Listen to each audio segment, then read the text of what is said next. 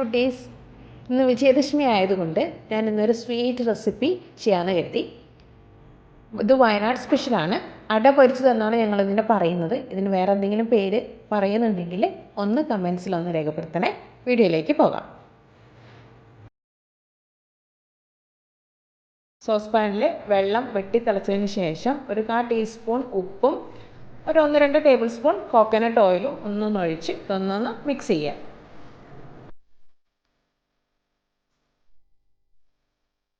ഈ ഒരു ബൗളിലേക്ക് 1 cup rice flour, roasted rice flour ആണ് എടുത്തിട്ടുള്ളത്. അത് തന്നെ എടുക്കാൻ ശ്രദ്ധിക്കണം. പിന്നെ ആവശ്യത്തിനുള്ള വെള്ളം ഒഴിച്ചു, നമ്മളിപ്പോൾ തിളപ്പിച്ച വെള്ളമാണ് ഒഴിച്ചുകൊണ്ടിരിക്കുന്നത്. 1 കപ്പ് എന്തായാലും വരും. ചില പൊടികൾക്ക് അനുസരിച്ച് വെള്ളത്തിൻ്റെ അളവ് ചിലപ്പോൾ കൂടാനും കുറയാനും ചാൻസ് ഉണ്ട്. അപ്പോൾ ഡിപ്പെൻസ് ആണ്, അതൊന്ന് നോക്കി ചെയ്താൽ മതി. സ്പൂൺ വെച്ച് നന്നായിട്ട് മിക്സ് ചെയ്യാം. എന്നിട്ട് ഇതൊരു 5 മിനിറ്റ് ഒന്ന് മൂടി വെക്കണം. ഇതൊന്ന് സോഫ്റ്റ് ആവാൻ വേണ്ടിയിട്ടാണ് മൂടി വയ്ക്കുന്നത്.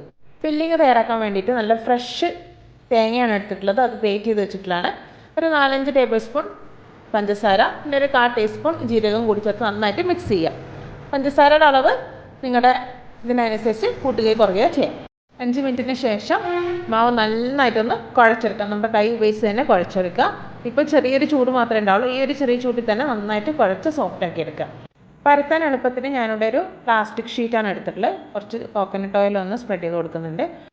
മാവ് നന്നായിട്ട് കുഴച്ച് ചെറിയ ചെറിയ ബോൾസാക്കി മാറ്റി ഇനി ഇത് നമ്മൾ ചപ്പാത്തിക്ക് പരത്തുന്നത് പോലെ എല്ലാ സൈഡും ഈക്വലി ആയിട്ട് വേണം പരത്തിയെടുക്കാൻ.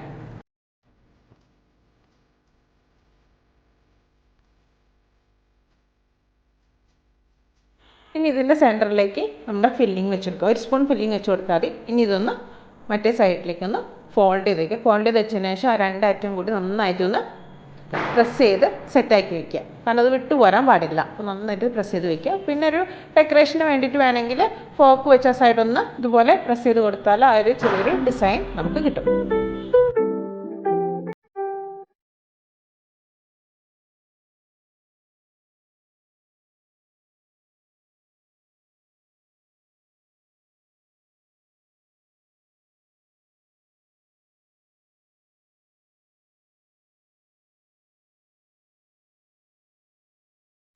ഇനി ഇത് ഫ്രൈ ചെയ്യാം. ഫ്രൈ ചെയ്തെടുക്കാൻ വേണ്ടിയിട്ട് ഒരു പാനിലേക്ക് വെളിച്ചെണ്ണയാണ് ഒഴിച്ചു കൊടുക്കുന്നത്. വെളിച്ചെണ്ണ തന്നെ എടുക്കാൻ ശ്രദ്ധിക്കുക. ഓയിലിൽ ചെയ്താൽ ആ ഒരു ടേസ്റ്റ് കിട്ടില്ല. വെളിച്ചെണ്ണയും ചെയ്താലാണ് ആ ഒരു ഒത്തൻറ്റിക് ഫ്ലേവർ കിട്ടുള്ളൂ. എണ്ണ ചൂടായിട്ടുണ്ട്. ഇനി ഓരോന്നോരോന്നായിട്ട് ഇതിലേക്ക് ഇട്ട് ഒന്ന് ഫ്രൈ ചെയ്തെടുക്കാം. ഒരു ഗോൾഡൻ ബ്രൗൺ ആവണം, അതാണ് ഇതിൻ്റെ ഒരു പരുവെന്ന് പറയുന്നത്. മീഡിയം ഫ്ലെയിമിലാണ് എല്ലാം പൊരിച്ചെടുക്കേണ്ടത്.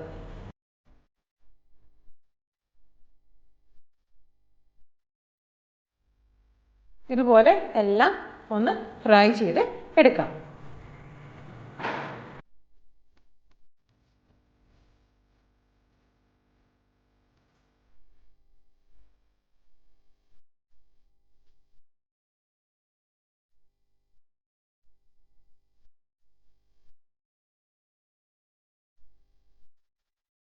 അട പൊരിച്ചത് ഇവിടെ തയ്യാറായിട്ടുണ്ട്.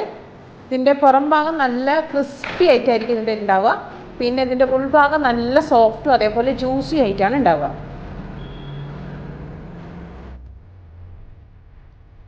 എല്ലാവർക്കും വീഡിയോ ഇഷ്ടമായെന്ന് കരുതുന്നു. വീഡിയോ ഇഷ്ടപ്പെട്ടാൽ സബ്സ്ക്രൈബ് ചെയ്യാനും ലൈക്ക് ചെയ്യാനും അതുപോലെ തന്നെ ഷെയർ ചെയ്യാനും മറക്കല്ലേ കേട്ടോ. വളരെ ഈസി ആയിട്ട് തയ്യാറാക്കാൻ പറ്റുന്നൊരു റെസിപ്പിയാണ്. എല്ലാവരും ഇതൊന്ന് ട്രൈ ചെയ്ത് നോക്കുക. ട്രൈ ചെയ്ത് നോക്കിയതിന് ശേഷം നിങ്ങളുടെ അഭിപ്രായങ്ങളൊന്ന് കമൻസിലൊന്ന് രേഖപ്പെടുത്തണേ. പുതിയൊരു വീഡിയോയുമായി അടുത്ത വീഡിയോയിൽ കാണാം. താങ്ക്